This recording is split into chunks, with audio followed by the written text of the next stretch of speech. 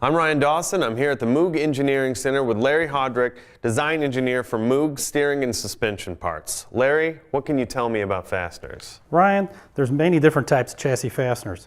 One is that there's a lock nut, which there's nylock style and deformed thread style. And then there's also castle nut style, which Moog prefers. Why is that, Larry?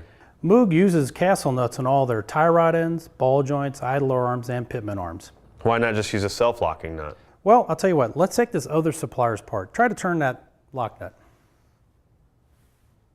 I'm gonna need a wrench, Larry. That's a two-handed job. That part has an Allen head in the end of the stud. You hold that stud with an Allen head as you try to turn that lock nut. And another guy's tried to shortcut this is by putting an air wrench on this part. And when they do, when this locks out, it spins the stud and spins it inside that socket and destroys the socket. Now, let's try the Moog part. Spin that castle nut. Well, that's much easier. That's a much easier part. That's a one-handed job that you can spin that on for service. And after you torque the castle nut, you can put the cotter pin in place. That is correct. In the box, you'll find an instruction sheet that'll give you the recommended torque. And when you do torque that, you always tighten it one castle further before you install the cotter pin into the end of the stud. Looks like the Moog castle nut and cotter pin solution makes installation that much easier. That is correct. Thanks a lot, Larry. You're welcome.